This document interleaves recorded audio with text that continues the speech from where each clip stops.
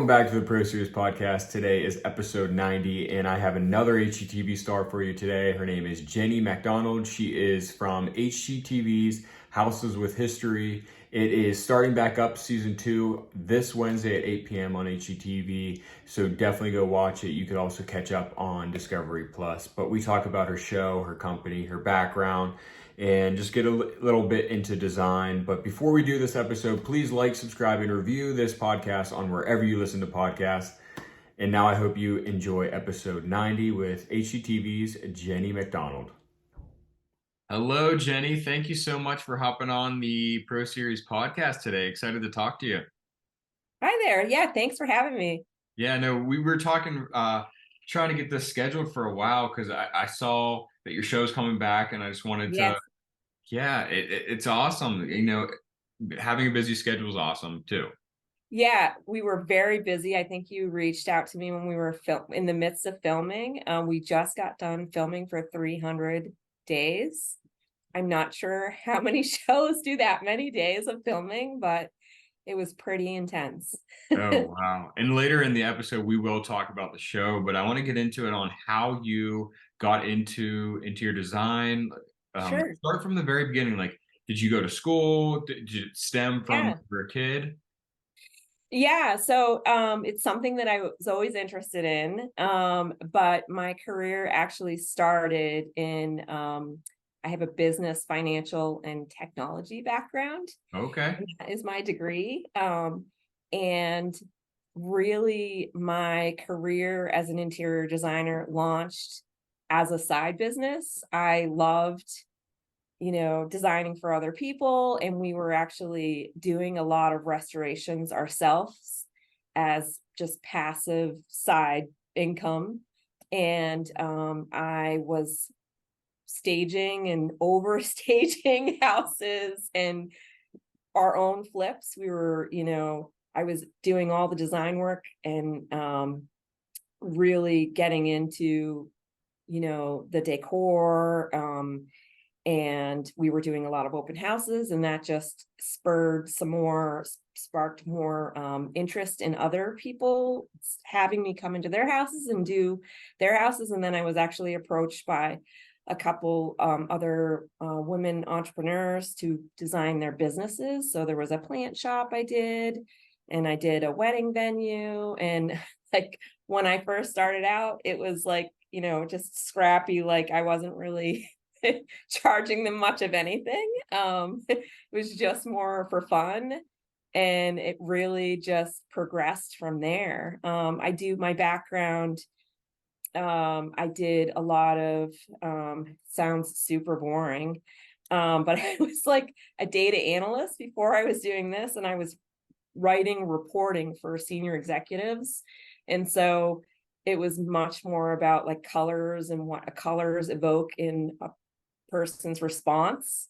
And so I have sort of a background in visuals.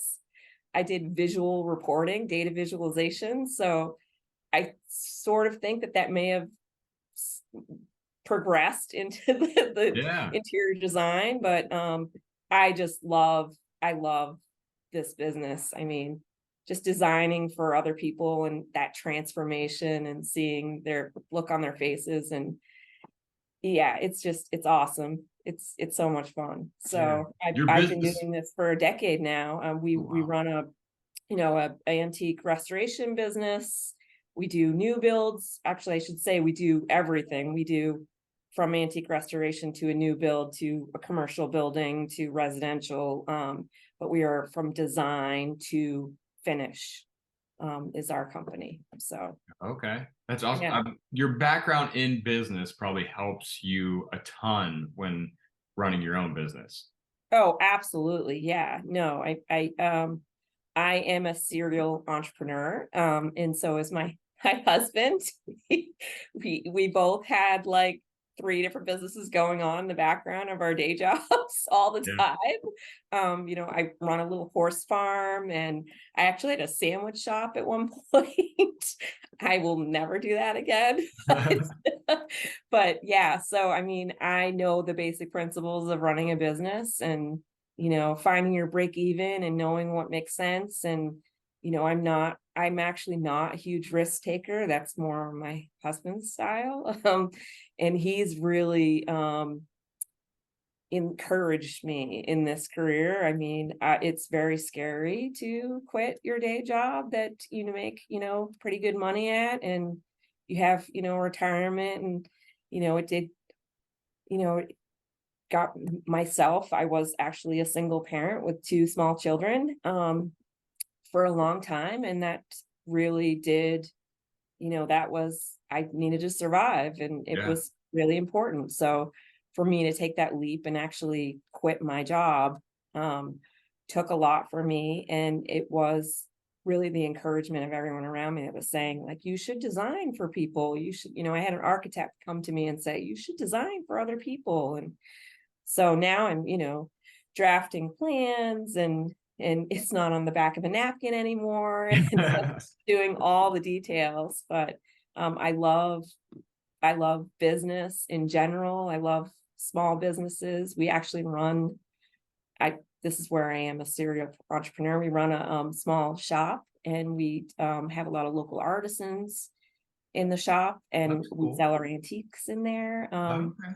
So I do love to hear about other people and how they started their businesses. And we have a lot of women entrepreneurs in our store as consigners. So it's fun. It's just fun That's in general. awesome. So Yeah. when you took the jump into making your side gig your main gig, did Yeah. that change? Because a lot of the time when people have side gigs, it's more of a, I'm not trying to downgrade it, but like hobby-ish. So it's something that it enjoys. It's something that Yeah. fuels your fire because you don't have to do it. Right. But when you stepped in and did it full time, did that change your mindset designing? Did that change like the enjoyment of it?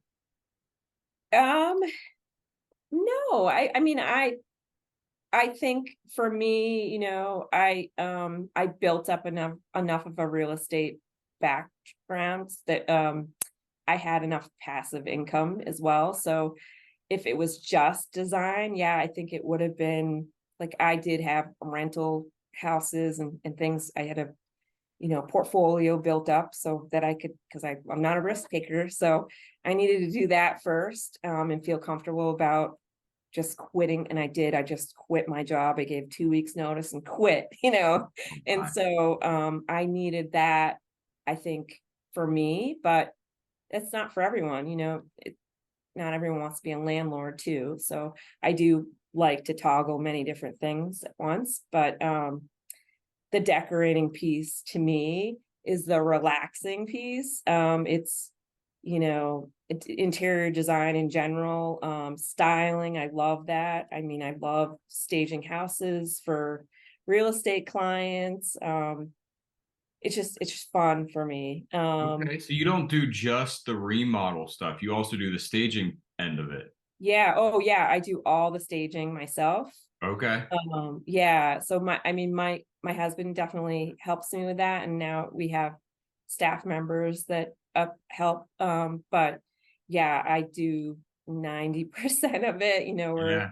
just especially for the HGTV show, you have to really stage every room like it was lived in. But I will stage for real estate clients as well. Um, I'm not doing that as much right now just because of the HGTV show, and it's Hmm. so busy. But Yeah. and I've staged, like I said, stores, and um the wedding venue that I did, and there's a bunch of other businesses like that I've done in the past, and I do love doing that. So I love sourcing things that are different and unique, and it's part of my thing for sure. Yeah, that's awesome. So let's get into your show, Houses with Yeah. History. Um, season one is already aired, correct?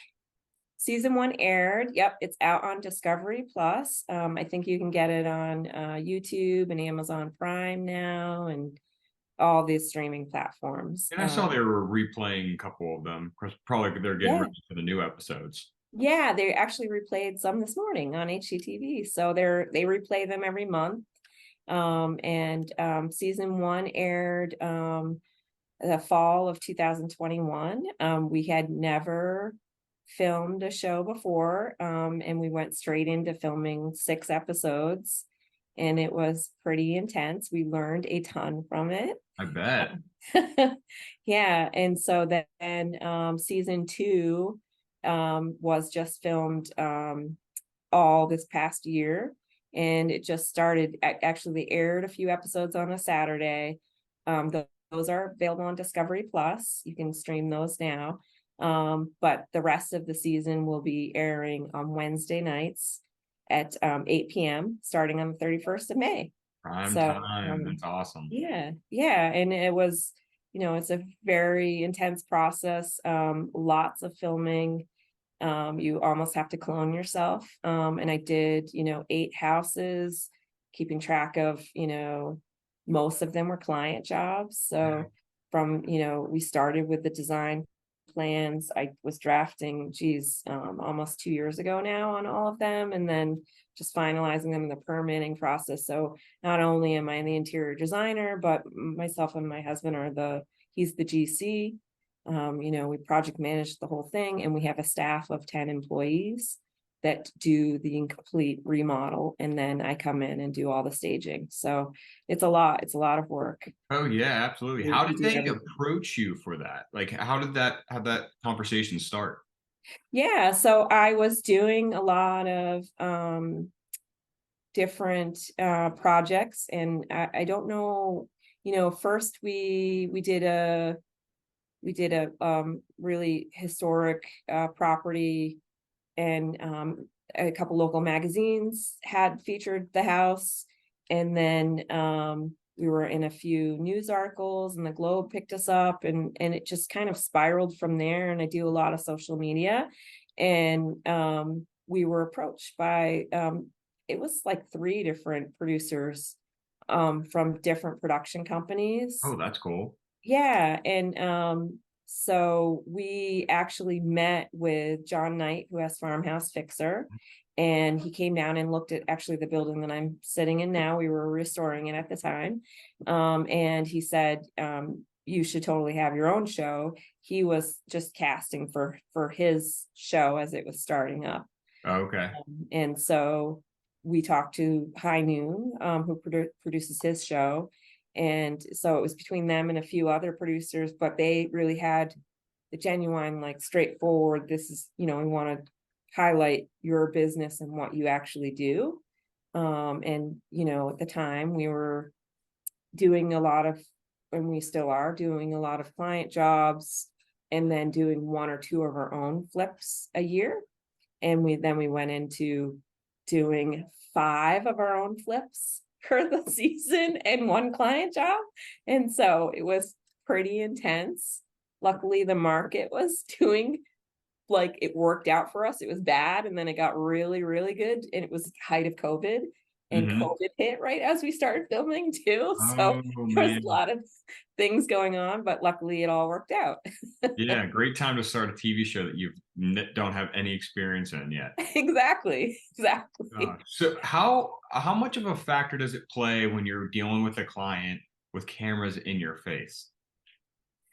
Well, so it's difficult on the client, I would say, Okay. just because they, well, first, like, a lot of the clients that we had, were our clients already before we started filming, so we didn't really cast them. Oh, that's And cool. yeah, but we asked them, are you comfortable being on film? So for them, they, some of them were like, we just want to work with you. We don't really want to be on film. So there few didn't do the filming, but some said, we're okay with filming, but not super excited about it. So there was a little bit of that. And then also, they can't live in their house. So some of them hadn't even moved into their houses, which worked out perfectly. But then there were some that lived in their house and had to move out. And we had, a few clients where, we really had to make the timing work. They had small children that were going to be back in school. And so there's all those pressures too. So I would say, as far as designing for the client, it's a little bit more of a surprise than normally when I'm working with a client. I'm interacting with them. I have about 20 different projects going on right now with different clients, and I'm interacting with them all the time with their designs and getting their feedback continuously. Hmm. Whereas when you're filming, it's a surprise. So Yeah. you kind of get where they're going. You do talk to them about the layout of a space. Like, we did this Fairhaven episode, which is already aired. And, I did do like about 3 iterations of her kitchen design before she felt comfortable with it. So she saw that ahead of time, but she didn't know exactly the colors or the tile or, the materials that I was using. But she knew the layout generally. And some of, as in with any client, right?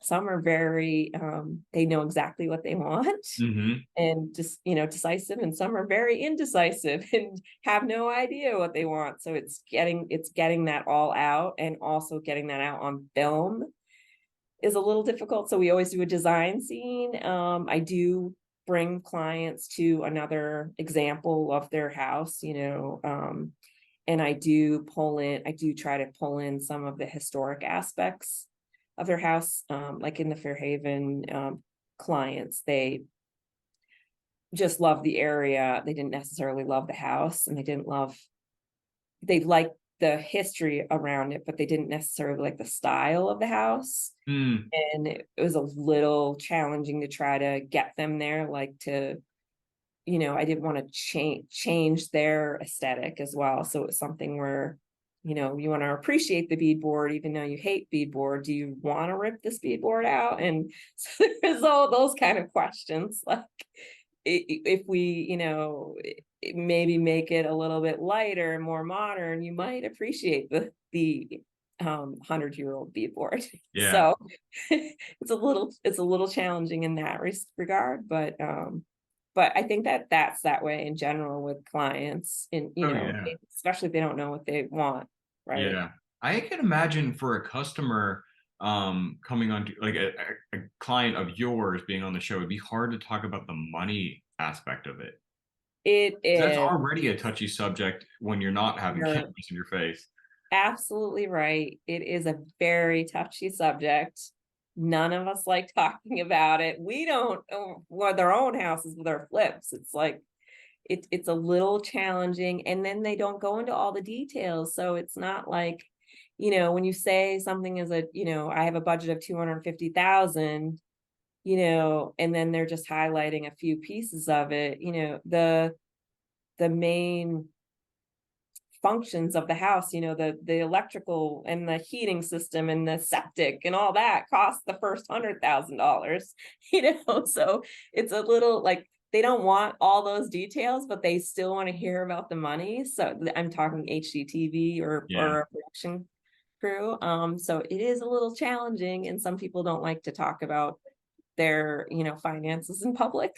Yeah. So And that's on HGTV side, like as a viewer that's not in the design business, they don't really care about hearing about the septic tank and all that stuff no. because it's not Yeah. a pretty thing to talk about. No, it's Like, not. but Insulation is not exciting. yeah, yeah, but people in the industry like hearing those details of Yeah. and I Yeah. think I mean, even as an interior designer, thinking about logistics of like when you're planning out a room, like, are you, even heat, like, are you going to put radiant heat in there? There is some beauty to in the aesthetic to the heat and how you're insulating and the windows and all of that. Like, it's like, you know, all those little details we wish there were more than 43 minutes in an episode, but we're doing a whole entire house and they're only showing 3 or 4 rooms in an episode, and they're not, they just don't have time to show all the little details that go into it. But I mean, we really spend a ton of time making sure everything is really, done well. yeah, The mill work is correct, it's period correct, and it's something that the client loves. And so, but all those little aspects are missed in a show. It's just so quick.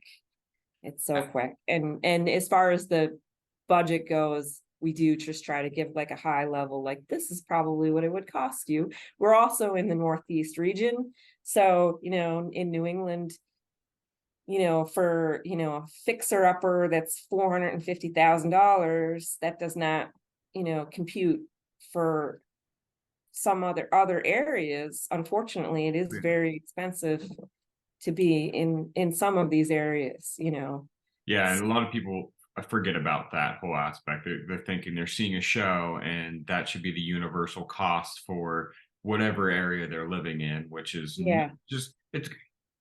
I mean, it's nothing wrong with what a network is doing, because it's just the viewer is just not realizing that the right. cost of living is different in every area.